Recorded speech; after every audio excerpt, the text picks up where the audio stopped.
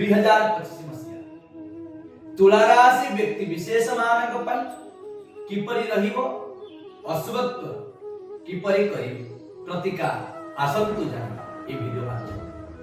नमस्कार, जय जगन्नाथ। मु डॉक्टर दीप्तिरंजन कर आपण को चैनल स्वागत जनाउछु। तुला राशि सप्तम राशि होची तुला, अष्टमस्त बृहस्पति। आपण निजकु जगी रखी कर्म करंतु नचेत समस्या रे पड़ी पारे, ऋण भार वृद्धि होई पारे, आउरी मध्य पारिवारिक कलह देखा जाई पारे, माली मकदमा थारे दूरे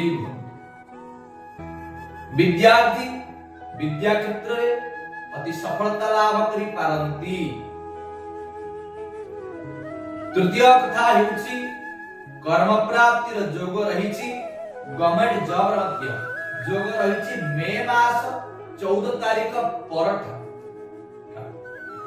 मे 14 परठरु आपनक भाग्य रे परिवर्तन आसीबो। वर्तमान किंतु आपनक जगी रखि चलिबा पई पड़िबो। विशेष जानवाहन चलाचल करिबा समय रे आपण सतर्कता अवलंबन करंतु, नचेत दुर्घटना घटी पारे।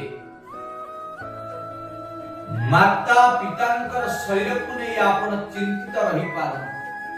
भातृ विवाद, भूमि विवाद देखा जाई पारे।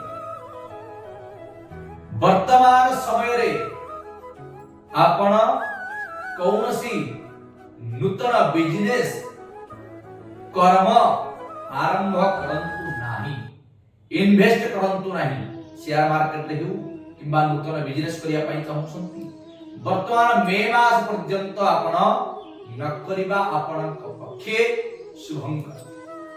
मे मास परे आपण इन्वेस्ट करिले आपण लाभ दुई देश विदेश र भ्रमण जोग रहिछि। वर्ष उन्नतिर मध्य जोग रहिछि मे मास।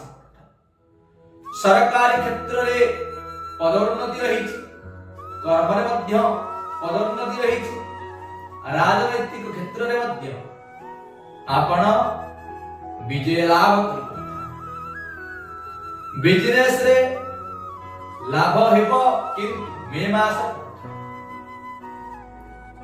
नूतन बिजनेस रे आपण स्थान परिवर्तन करिया पई चाहूतले ए स्थान रो से स्थान को केमती जाई।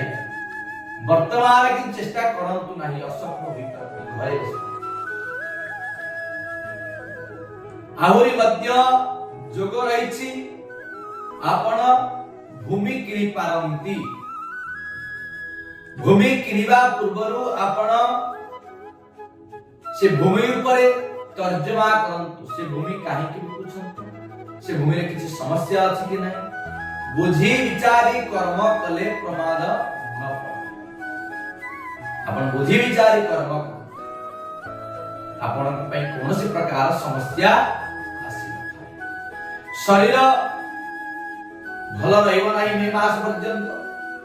भाग्य रे परिवर्तन आसीबो मे मास। आहुरी मध्य आपण दूर यात्रा तीर्थ भ्रमण करि पार। प्रतिकार स्वरूप तुला राशि मालिक हेउछंती शुक्र। प्रति शुक्रवार दिन किन्नर क्लीवरिंग किन्नर को आपण जदी ग्रीन वस्त्र दान करूछंती, मिठा दान करूछंती, आपण पक्षे शुभप्रद होथाय। अतर व्यवहार करंतु, गुलाबर अतर आपण व्यवहार। आउरी मध्य हळदिया चंदन मस्तक रे धारण। मां महालक्ष्मी कमलात्मिकांक जंत्र तांत्रिक विहित जंत्र को धारण करंतु, आपणक पक्षे शुभंकर हेब।